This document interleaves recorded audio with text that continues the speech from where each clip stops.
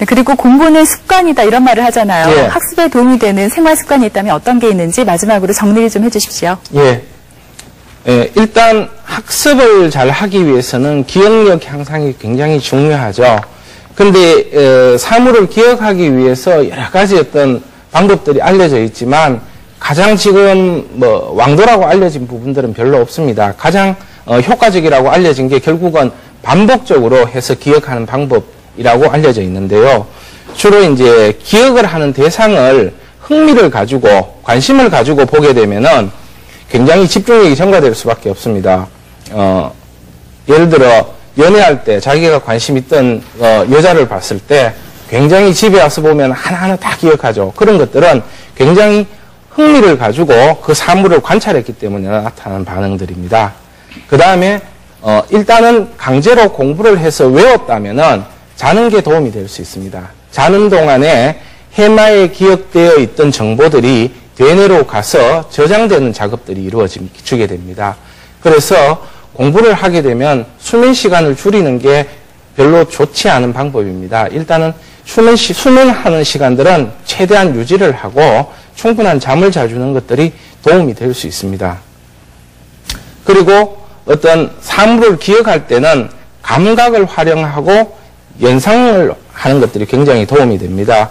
앞에서 말했듯이 감정을 실어서 편도체를 자극하는 것이 해마를 더욱 강하게 자극하는 방법입니다. 그래서 어떤 사물을 기억할 때는 조금 감정이라든가 기타 연상을 통해서 기억하는 것들이 굉장히 도움이 될 수 있습니다.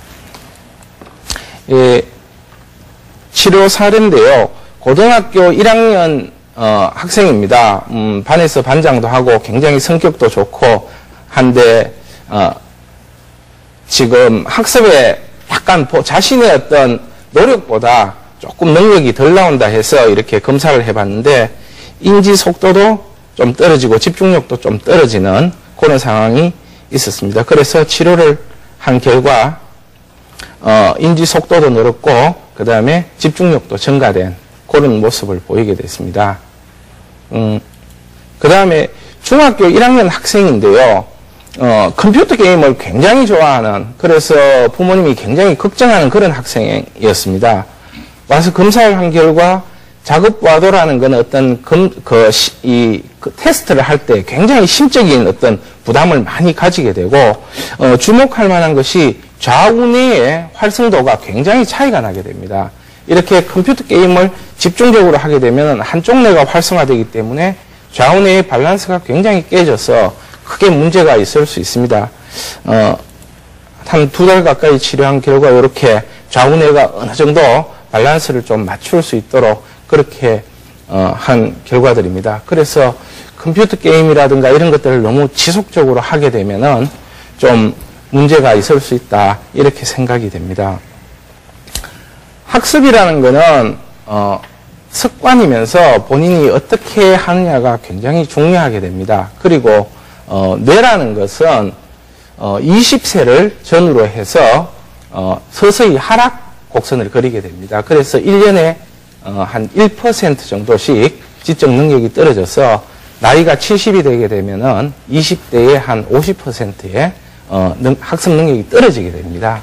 그렇지만 우리가 계속 노력하고 또 새로운 정보를 받아들이면은 그 능력이 일반적으로 떨어지는 걸 최대한 줄일 수 있습니다. 그래서 새로운 사물에 대한 관심을 가지고 계속 노력하는 것도 도움이 되고, 사춘기 청소년들에게는 코라든가 호흡기 최대한 잘 기능을 발휘할 수 있도록 활성화시켜주는 게 도움이 될 수 있습니다.